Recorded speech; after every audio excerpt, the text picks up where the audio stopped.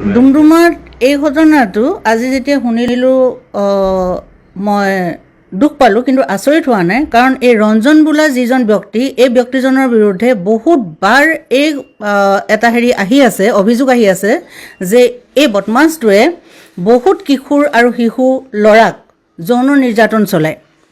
যোৱা বছৰ ছেপ্টেম্বৰ মাহতো এজন গুৰুং নামৰ এজন জৈনিক ব্যক্তি, তেওঁ ৰেলৱে ৰাস্তাটোৰ ফালে আহি থাকোঁতে তেওঁক ৰাতি সিহঁতি মদ পানী খাই থকা অৱস্থাত ৰঞ্জন বৰ্মনৰ লগত আৰু দুজন ব্যক্তি আছিলে, তেওঁলোকে ধৰ্ষণ কৰা অভিযোগ শুনিলোঁ।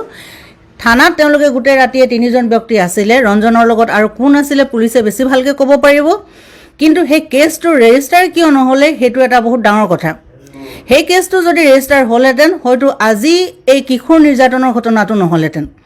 ফুটবল খেল শিকোৱাৰ অচিলাত ৰঞ্জন বৰ্মনে এনেকুৱা যিসকল কিশোৰ ফুটবল খেলৰ অনুৰাগী আহে, তেওঁলোকক বিভিন্ন সময়ত হাৰাশাস্তি কৰি থকাৰ খবৰ আমি পাওঁ।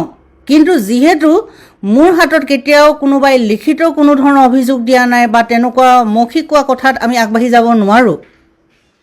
কিন্তু ডুমডুমাৰ বহুকেইজন ব্যক্তি আছে, বৰেণ্য ব্যক্তি আছে, বয়োজ্যেষ্ঠ ব্যক্তি আছে, তেওঁলোকে জানেই কথাবোৰ যে ৰঞ্জন বৰ্মনে কিশোৰক যৌন আতিশয্য চলায়। এইটো নতুন কথা নহয়। ডুমডুমাৰ প্ৰায়ভাগ মানুহে জনাৰ পিছতো কিয় মনে মনে থাকে, সেইটো মোৰ কাৰণে এটা বহুত আশ্চৰ্যজনক বিষয়। আৰু মই লাজ পাইছোঁ এই কাৰণে যে সচেতন মহল কৈ থকাৰ পিছতো এই সচেতন ব্যক্তিসকলৰ মাজতে সদায় ঘূৰ মকটিয়াই থকা ৰঞ্জন বৰ্মনে টাউন ফিল্ডৰ ডুমডুমাৰ যি মহিমা আছিলে, যিখিনি সি আজি নষ্ট কৰিছে, এই টাউন ফিল্ডত খেল প্ৰশিক্ষণ দিয়াৰ নামত বহুতবাৰ এই মানুহটো এনেকুৱা ধৰণৰ লজ্জাজনক কাণ্ডত সি আছে। আৰু এইবাৰ এই কিশোৰ 3জনে যি অভিযোগ দিছে, মই ভাবোঁ যে ডুমডুমাৰ যিজন ভাৰপ্ৰাপ্ত আমাৰ আৰক্ষী বিষয়া আছে, তেওঁৰ ওপৰত আমাৰ আস্থা আছে যে তেওঁ এই বিষয়টোত ভাল ধৰণে এটা তদন্ত চলাব বা দোষীক কৰায়ত্ব কৰিবলৈ তেওঁ সক্ষম হ'ব। আৰু প্ৰশাসনৰ ওচৰত আমাৰ এয়াই আহ্বান, যাতে এনেকুৱা কঠোৰৰ পৰা কঠোৰ শাস্তি এই পাখণ্ডটোক দিয়ক, যাতে দ্বিতীয়বাৰ কোনোবা এটা ৰঞ্জন বৰ্মনেও এনেকুৱা ধৰণৰ কাম কৰিবলৈ সাহস নকৰে।